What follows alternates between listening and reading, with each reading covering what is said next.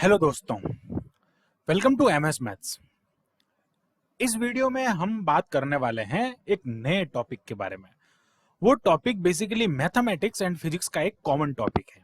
अब ये common topic कैसे है और ये फिजिक्स में हम इसका यूज क्यों करते हैं, एक इंपॉर्टेंट थ्योरम की हम यहाँ पे बात करने जा रहे हैं। वो थ्योरम है फूरियर थ्योरम्स। अब ये जो फूरियर थ्योरम्स है, ये फूरियर थ्योरम क्या है, इसकी जरूरत क्यों पड़ती है। जो एसएचएम हम अभी वेव एंड ऑस्किलेशन में पढ़ रहे हैं, उस एसएचएम में या उस ऑस्किलेशन के जो चैप्टर है उसमें इसकी क्या रिक्वायरमेंट थी, यहाँ पे इसका यूज हम क्यों करते हैं। बेसिकली एक मैथ्स का टॉपिक है। मैथ्स के टॉपिक को हम यहाँ पे यूज करते हैं फॉर जो हमारे पास में कॉम्प्लेक्स क्वांटिटीज जो होती है उनको सॉल्व करने के लिए। तो हम बात करते हैं कि कैसे कॉम्प्लेक्स क्वांटिटी है, कैसे हम यहाँ पे इसका यूज करते हैं। तो एक बार हम इसका स्टेटमेंट देखते हैं जिससे कि हमको कुछ समझ में आए। तो इसका स्टेटमेंट है, a single continuous periodic function can be expressed as sum or series of the infinite number of simple harmonic function।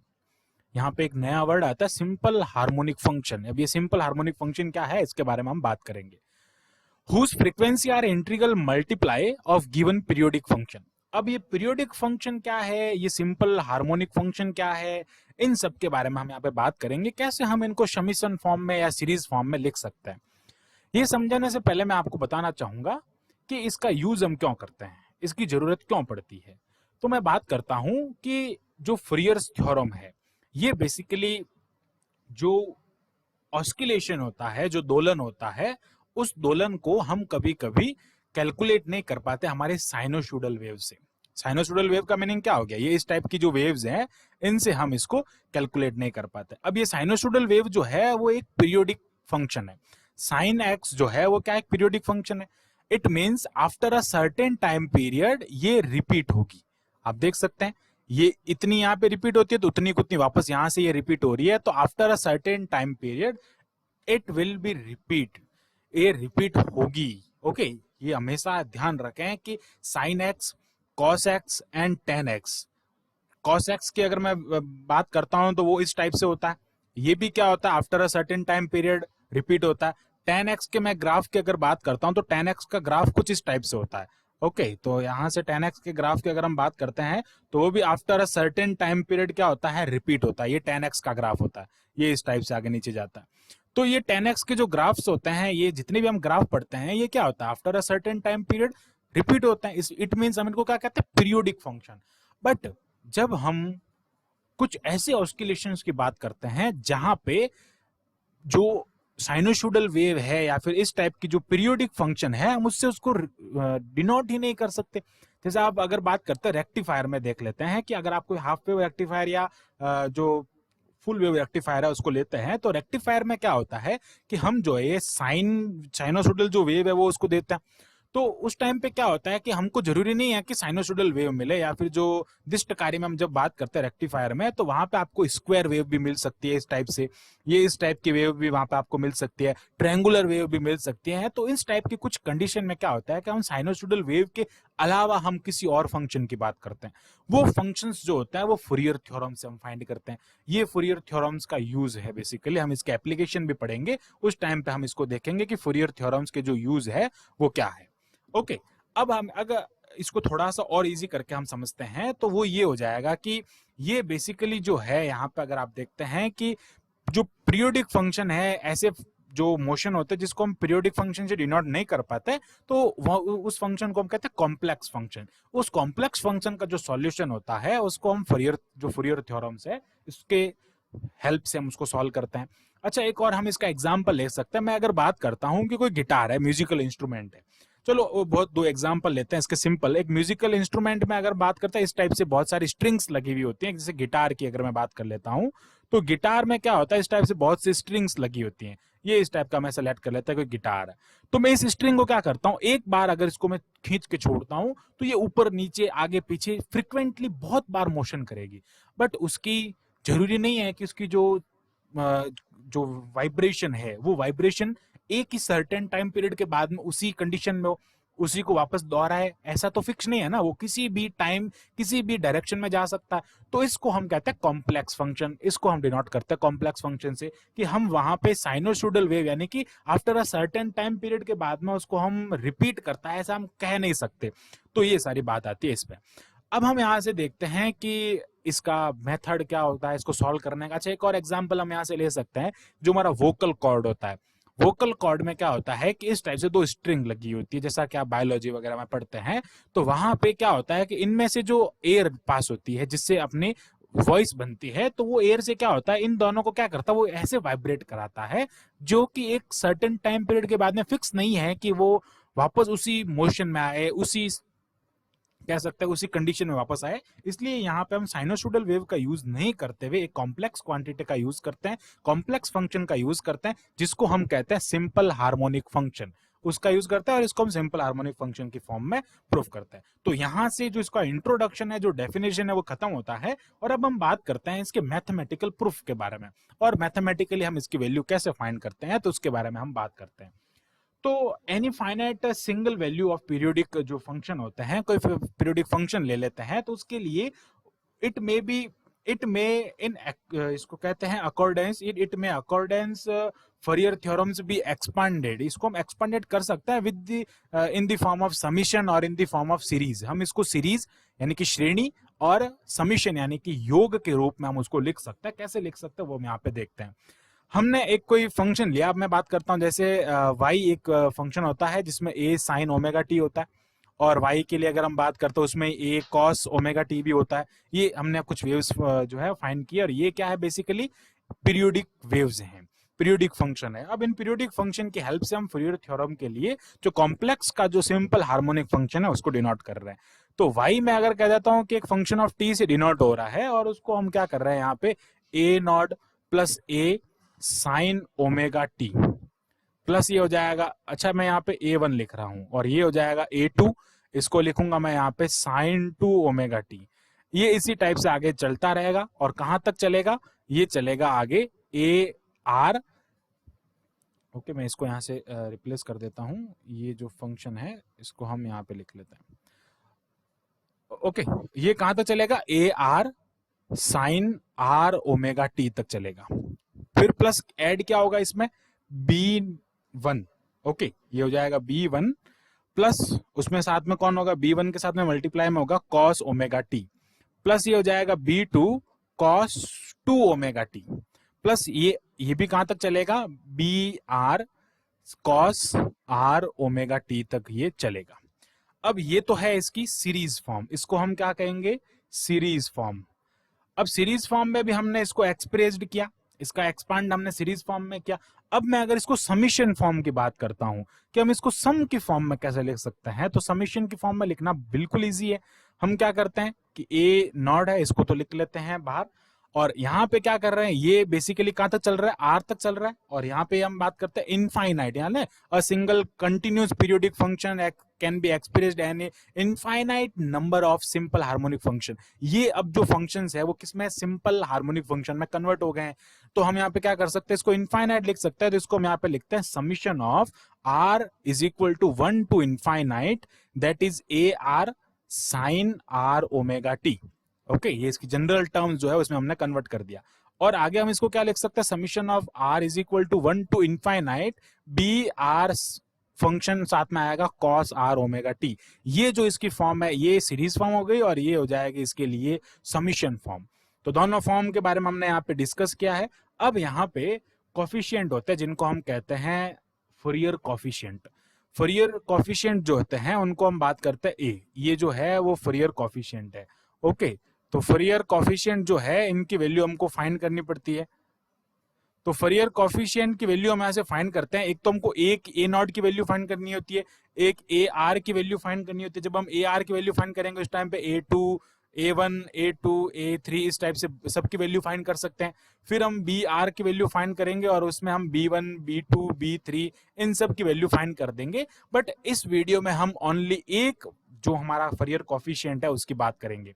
तो आप ध्यान रखें कि जो हमारा नेक्स्ट वीडियो आएगा पार्ट 2 में हम इसके बारे में डिस्कस करेंगे, और ये दोनों इंपॉर्टेंट है, थोड़ा बड़ा हो जाएगा वीडियो, इसलिए मैं इनको दूसरे पार्ट में शिफ्ट कर रहा हूं। इसमें हम ओनली ए नॉट को यहाँ पे फाइंड करेंगे, ए नॉट की वैल्यू को फाइंड करेंगे।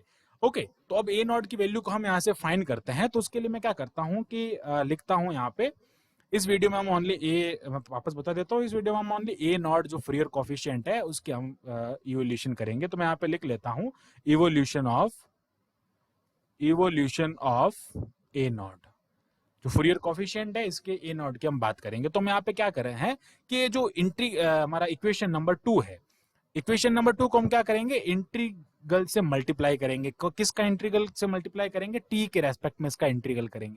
आप देखें इसकी अगर डेफिनेशन को पढ़ते तो वहां पे क्या लिखा हुआ है, integral multiply of given periodic function. जो गिवन पीरियोडिक फंक्शन है उसमें क्या करना है, इंटीग्रल करना है और मल्टीप्लाई करना है। मल्टीप्लाई क्या करना है ये हम देखेंगे हमारे नेक्स्ट वीडियो में, जो हमको इसमें जरूरत पड़ेगी। हमको यहाँ पे मल्टीप्लाई किसका करना है, आपको इंटीग्रल ऑफ dt, dt का रेस्पेक्ट में इसका इंटीग्रेशन करना है ना। तो यहाँ पे क्या करता हूं मैं, on integrating of equation number 2 with respect to t, t के रेस्पेक्ट में इंटीग्रेशन करना है उसका, और उसकी जो लिमिट है वो कहां से कहां तक होगी, t is equal to 0 to t is equal to t, time period t जो है उस वहां तक होगी। आपको ये लिमिट लेनी है इसकी। तो हम बात करते हैं, ये है हमारी इक्वेशन नंबर 2। आप इसको ऊपर से देखें, यहां से हम इसको इंटीग्रेशन की फॉर्म में लिख रहे हैं। तो ये हो जाएगा integration of y 0 to t dt is equal to, ये हो जाएगा integration of 0 to t a naught dt, plus आ जाएगा हमारे पास में समीशन बार रहेगा r1 और इनफाइनाइट, और ये हो जाएगा integration 0 to t a r sine r omega t dt, plus ये हो जाएगा यहाँ पे summation of r is equal to 1 to infinite integration of 0 to t b r cos r omega t dt। हमने इसको इंटीग्रेशन की form में लिख लिया। हमने, इट मींस हमने इंटीग्रेशन ऑफ dt का यहाँ से इसका हमने मल्टीप्लाई करा दिया, हम ऐसा भी इसमें कह सकते हैं।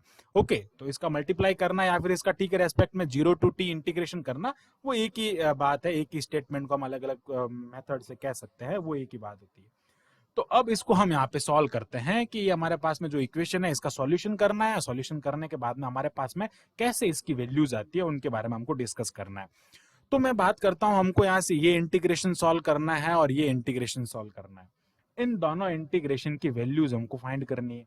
अब कैसे करेंगे, बहुत ही सिंपल इंटीग्रेशन है। तो कैसे करना है आपको, देखो 0 to t y dt is equal to 0 to t a naught dt हमने यहाँ पे लिख लिया, प्लस ये हो जाएगा summation of r to 1 infinite.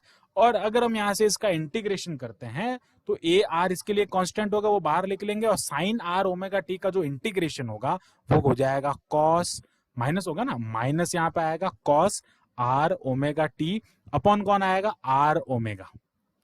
Okay, जब हम कॉफी इंटीग्रेशन करते हैं तो बेसिकली आप सभी मैथ्स के स्टूडेंट होंगे जो इसको देख रहे हैं, तो उनको सबको इंटीग्रेशन तो आता ही होगा। तो इसका इंटीग्रेशन करने पे हमारे पास में ये टर्म आती है।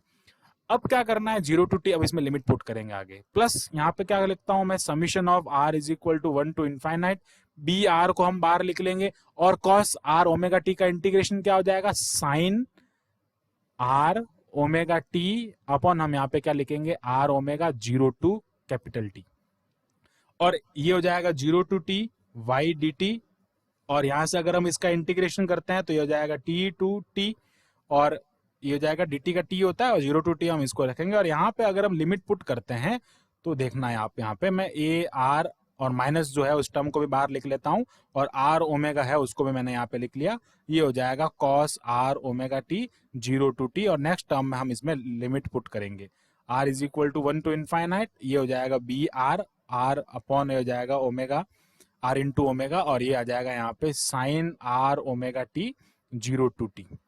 अब आप एक चीज यहां से ध्यान रखें, बहुत इंपॉर्टेंट है ये। उसको क्या करना है कि यहां से अगर मैं इसकी वैल्यू की अगर बात करता हूं तो हम यहाँ पे वैल्यू पुट करते हैं। एक बार हम इसको वैल्यू पुट कर लेते हैं, और जो अपर लिमिट माइनस लोअर लिमिट होता है उसको हम यहाँ पे पुट कर लिया, और ये हो जाएगा a naught t minus 0, upper limit minus lower limit, ये हो जाएगा summation of r is equal to 1 to infinite minus A R upon R omega, और हम क्या कर रहे हैं, cos are omega T minus क्या हो जाएगा, कॉस आर ओमेगा, जीरो है तो इसको मैं पूरा जीरो लिख लूंगा, ओके 0 डिग्री, प्लस ये हो जाएगा summation of are is equal to 1 to infinite B R upon R omega, और ये हो जाएगा sine of R omega T minus क्या हो जाएगा साइन जीरो, ओके। बहुत ही सिंपल इंटीग्रेशन, जैसा हम नॉर्मल इंटीग्रेशन करते हैं वैसा ही है, बस इसमें अब आपको यहाँ पे थोड़ा सा ध्यान रखना होगा। ये तो हो गया टी ओनली, और यहाँ पे लिखता हूं मैं summation R is 1 to infinite minus A R upon ये हो जाएगा आर ओमेगा, और अगर हम यहाँ पे क्या करते हैं कि कॉस आर ओमेगा टी जो है इसकी जगह पे मैं 2 पाई पुट कर रहा हूं, क्यों, ओमेगा इज इक्वल टू क्या होता है 2 पाई बाई टी, तो ओमेगा टी क्या हो जाएगा 2 पाई के इक्वल होगा, तो मैं यहाँ पे क्या पुट कर रहा हूँ 2 पाई पुट कर रहा हूँ, माइनस ये क्या हो गया कॉस 0 डिग्री, प्लस क्या हो जाएगा यहाँ पे summation of are is equal to 1 to infinite, ये हो जाएगा B R upon R omega, और ये क्या हो जाएगा sine R into 2 pi minus ये क्या हो गया साइन 0, ओके। अब आप यहाँ पे ध्यान दें, मैं इसको अलग कलर से लिख रहा हूं और उस चीज को आप थोड़ा इंपोर्टेंस देना कि cos 2 R pi, it means 2 R pi को मैं यहां से ऐसे लिख लेता हूं आर 2 पाई। अब आर 2 पाई का मीनिंग क्या होता है, 2 पाई मीन्स 360 में अगर हम देखते हैं कि cos 0 की जो वैल्यू होती है वो 1 होती है, 360 में वापस वहीं पे आ रहा है, इट मीन्स इसकी वैल्यू क्या होगी 1 होगी फॉर ऑल आर की वैल्यू के लिए, इसकी वैल्यू क्या होगी 1 for all values of R, R की सभी वैल्यू के लिए इसकी वैल्यू 1 होगी, यहाँ पे हम क्या पुट करेंगे 1 पुट करेंगे। और आप क्या देखें यहाँ पे साइन की अगर मैं बात करूं तो आर 2 पाई की वैल्यू क्या होगी इसके लिए, तो इसके लिए वैल्यू क्या हो जाएगी साइन के लिए 0 होगी, बिकॉज हम बात करते हैं साइन 0 क्या होता है 0 होता है, वापस अगर 360 में वही घूम के आता है तो क्या होता है साइन 0 वही होता है ना 360 के बाद में, तो यहाँ पे क्या हो जाएगा for all values of R, R की सभी वैल्यू के लिए ये कंडीशन जो है वो सेटिस्फाई हो रही है। तो हमको क्या करना है इस टर्म्स में यहाँ पे और यहाँ पे ये जो वैल्यूज है इनको पुट करना है, तो हम यहाँ पे पुट कर लेते हैं इन वैल्यूज को, तो ये आ जाएगा integration 0 to T Y D T is equal to A naught T, plus ये हो जाएगा summation of are is equal to 1 to infinite minus A R upon ये हो जाएगा आर ओमेगा, और 1 माइनस 1, ओके इसकी वैल्यू क्या है 1 है आप देख सकते हैं, तो 1 माइनस 1, प्लस ये क्या हो जाएगा summation of are is equal to 1 to infinite, ये हो जाएगा B R upon R omega, और यहाँ पे ये क्या हो जाएगा 0 माइनस 0, साइन 0 0 होता है और ये भी क्या हो गया 0, इट मीन्स ये पूरी टर्म 0 हो गई और ये पूरी टर्म 0 हो गई, हमारे पास में क्या बचता है ओनली ये टर्म बचती है, सो दैट हम यहाँ पे क्या लिख सकते हैं 0 to T Y D T is equal to A naught T, और हमको वैल्यू किसकी फाइंड करनी थी ए नॉट की, दैट इज, अच्छा एक चीज यहाँ पे आप ध्यान रखें कि हमको यहाँ से जो वैल्यू फाइंड करनी थी वो ये वैल्यू फाइंड करनी थी, और जब हम इसका इंटीग्रेशन करते हैं और यहाँ पे जो वैल्यू पुट करते हैं तो वो वैल्यू क्या आती है हमारे पास में ये आती है, और ये एक चीज आपको यहाँ से ध्यान रखनी है इंपॉर्टेंट चीज है, और इसकी वैल्यू हम यहाँ पे पुट कर लेते हैं। अब आपको यहाँ ये क्या करना है टी को नीचे भेजना, इसका इंटीग्रेशन नहीं करना, आप यहाँ पे इसका इंटीग्रेशन कर देंगे वाई रख के डी टी, इसका इंटीग्रेशन नहीं करना, एक चीज आपको ध्यान रखनी है, ओके। अब हम क्या करते हैं यहाँ से 1 अपॉन टी लिख लेते हैं, 0 टू क्या हो जाएगा ये इसका इंटीग्रेशन हो जाएगा, इसका इंटीग्रेशन क्या हो जाएगा यहाँ से 0 to T Y D T, ये होता है आपके ए नॉट की वैल्यू, यानी कि जो फरियर कॉफिशिएंट है उसकी वैल्यू आपके पास में आ जाती है। सो आई होप आपको ये जो वीडियो है वो समझ में आया होगा, सो ये हो जाएगा इसका आंसर हो जाएगा, या फिर हम फर्स्ट इसका हेंस प्रूव्ड कह सकते हैं। नेक्स्ट वीडियो में हम बात करेंगे ए आर की वैल्यू और बी आर की वैल्यू के बारे में। सो अभी तक के लिए इतना, नेक्स्ट वीडियो में हम बात करेंगे A R and B R के बारे में।